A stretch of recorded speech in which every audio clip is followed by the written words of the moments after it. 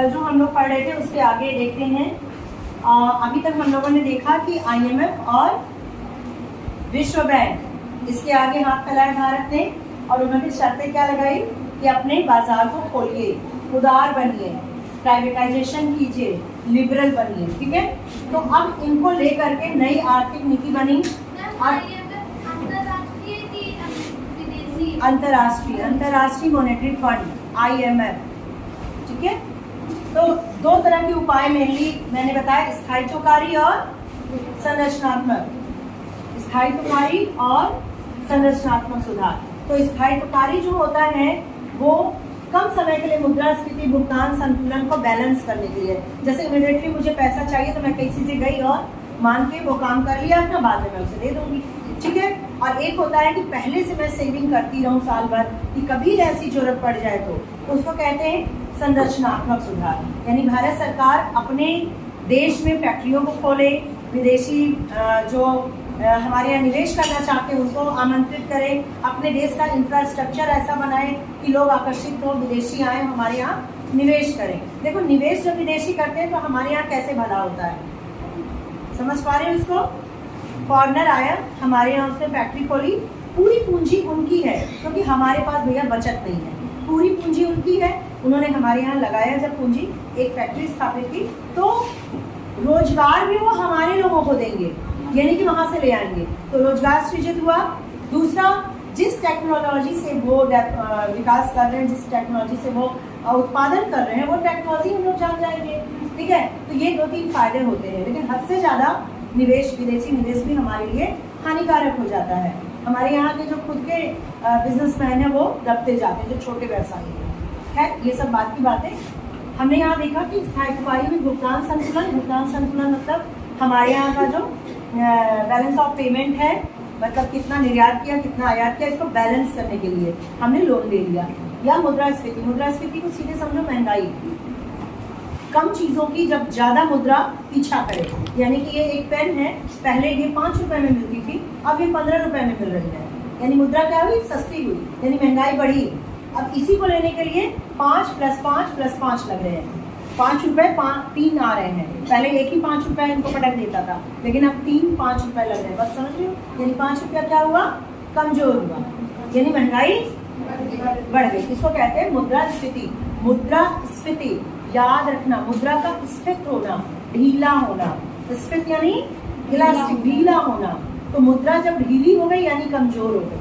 अब एक 5 रुपए इनको नहीं हरा पा रहा है, खरीद नहीं पा रहा है, अब ऐसे 3-5 रुपए लगाने पड़ रहे हैं। क्लियर हुआ, यानी महंगाई बढ़ी। इसका पर्याप्त विदेशी मुद्रा भंडार बनाए रखने, बढ़ती हुई कीमतों पर अंकुश करने की। दूसरी ओर संरचनात्मक जो सुधार था, वे दीर्घकालिक उपाय हैं, वो लॉन्ग टर्म के हैं, जिनका उद्देश्य अर्थव्यवस्था की कुशलता को सुधारना तथा अर्थव्यवस्था के विभिन्न क्षेत्रों की अनम्यताओं को दूर करना। अनम्यताओं का मतलब होता है हम फ्लेक्सिबल नहीं है, हम विनम्र नहीं। नम्य का मतलब झुकना, यानी हमारे में झुकाव नहीं है कि विदेशी लोग आए और हमारे यहाँ निवेश करें। ठीक है, तो हम नम्य बनना चाहते थे, तो संरचनात्मक सुधार हम कर रहे थे कि जो खिड़की दरवाजे जाम हो गए थे, भारत के खुले नहीं थे, उनको खोल रहे थे हम, विदेशी व्यापार बढ़ाने की कोशिश कर रहे थे। ठीक है, अंतर्राष्ट्रीय स्पर्धा क्षमता को संवर्धित करना, इस दृष्टि से सरकार ने अनेक नीतियां प्रारंभ की। इनके 3 उपवर्ग हैं। अब जो नीतियां प्रारंभ की हैं उन्होंने, उसके 3 उपवर्ग हैं, उदारीकरण, निजीकरण और वैश्वीकरण। हम लोग इनसे एक चीज और समझेंगे, उदारीकरण का मतलब होता है निजीकरण का, और वैश्वीकरण का क्या मतलब होता है। उदारीकरण का होता है L, लिबरलाइजेशन,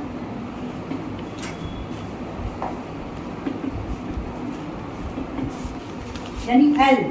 ठीक है, निजीकरण, प्राइवेटाइजेशन, और वैश्वीकरण, इसको कहते हैं ग्लोबलाइजेशन। लिख लेना, दिमाग में लिख लेना, ऐसे लिख लेना।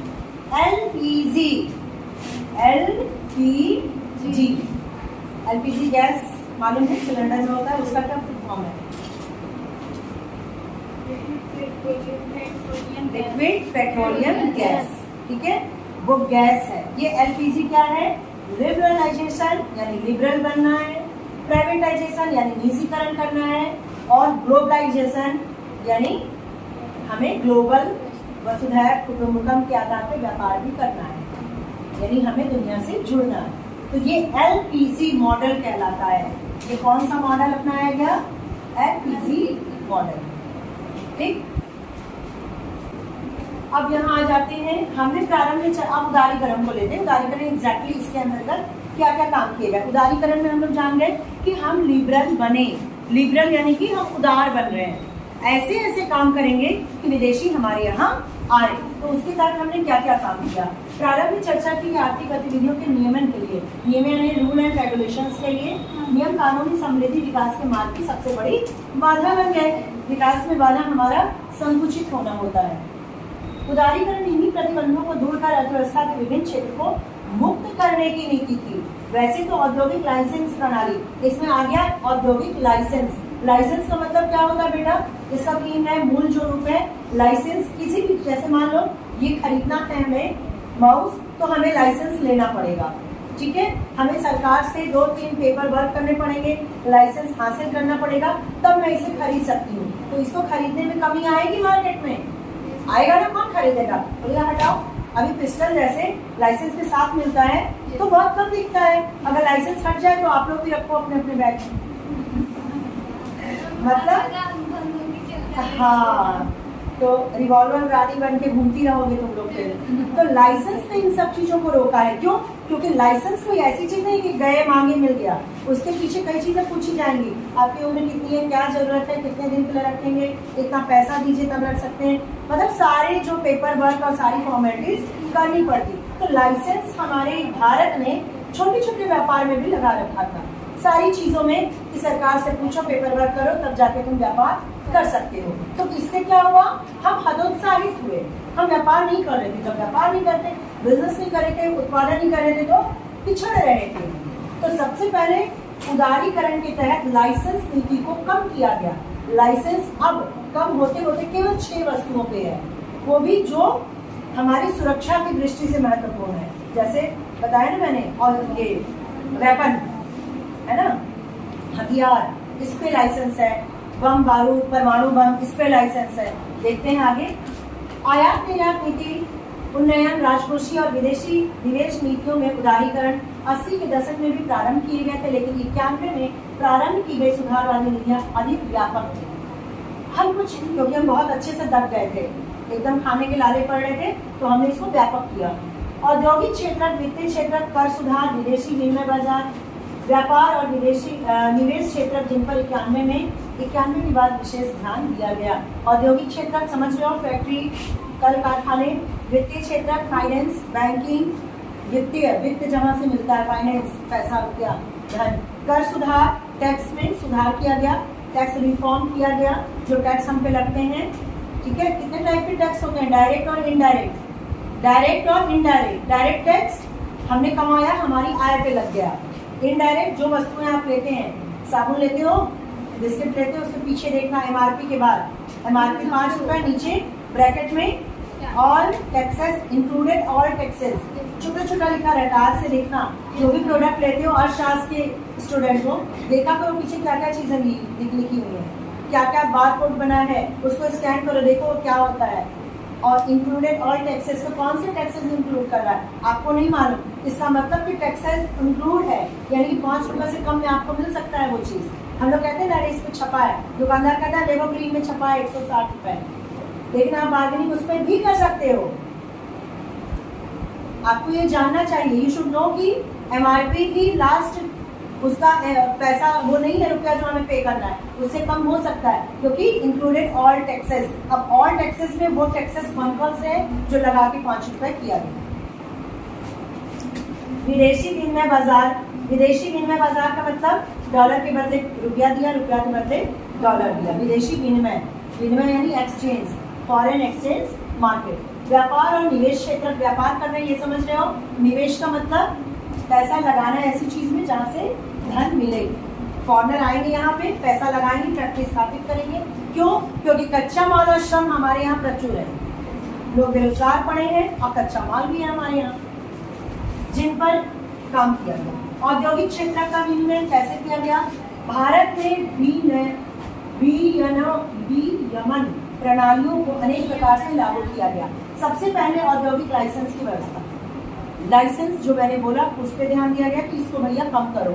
आपने 36 चीजों पे लगाया है और विकास हम कर नहीं पा रहे हैं, बहुत जो जरूरी चीजें उस पर लगाओ, ठीक, ताकि फॉरेनर जो है कूद के आए और हमारे यहाँ निवेश करें। इसमें क्या किया गया? निर्धारण करने के लिए किसी न किसी सरकारी अधिकारी की अनुमति करनी होती थी पहले। अनेक उद्योगों में निजी उद्यमियों का प्रवेश ही निषिद्ध था, यानी आप इसमें तो आ ही नहीं सकते, केवल सरकार के लिए वो रिजर्व थी चीजें। अनेक उद्योग में निजी उद्योगों का निषिद्ध था।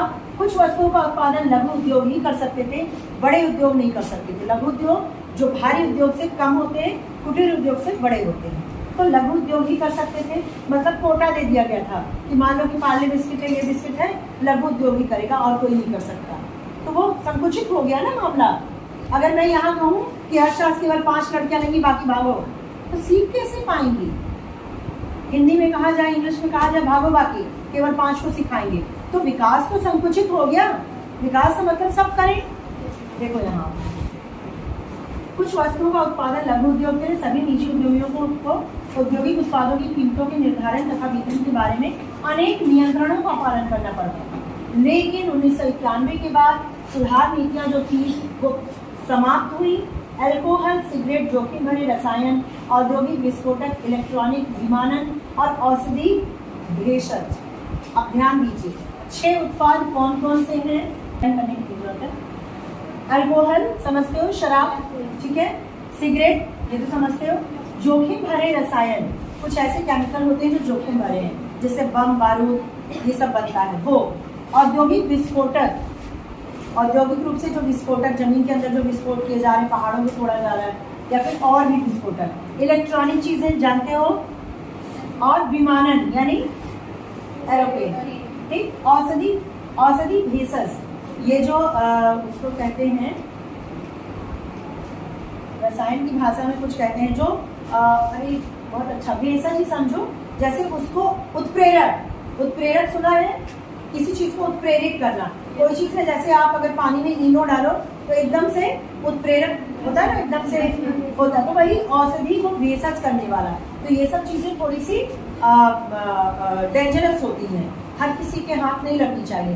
तो कुछ दवाइयाँ भी होती है ना, कहते हैं चिल्ड्रन के उसमें ना रहे, पहुँच में ना रहे, तो उसी टाइप का। तो ये जो 6 चीजें हैं, इनको लाइसेंस की जरूरत है, बाकी सारी चीजें लाइसेंस से बाहर, ठीक है। तो 6 चीजें केवल है श्रेणियां जो लाइसेंस व्यवस्था में नहीं, उसमें भी है, उसमें लाइसेंस लेना जरूरी है। हर कोई उस चीज को नहीं ले सकता, व्यापार कर सकता है। उसमें भी एक होता है कि हाँ इतना लाइसेंस है तब जाके आप ये काम कर रहे हो। जैसे मेडिकल शॉप जो है उसमें भी लाइसेंस की जरूरत होती है, तभी आप खोल सकते हो। और भी कुछ चीज़ें होती हैं, कुछ स्पेशल दवाइयाँ होती हैं, न्यूरो सर्जन जो लिखते हैं या फिर दिमागी, उसमें भी आपको पूरा एक प्रमाण देना पड़ता है, तब जाके वो देंगे मेडिकल वाले, ठीक है।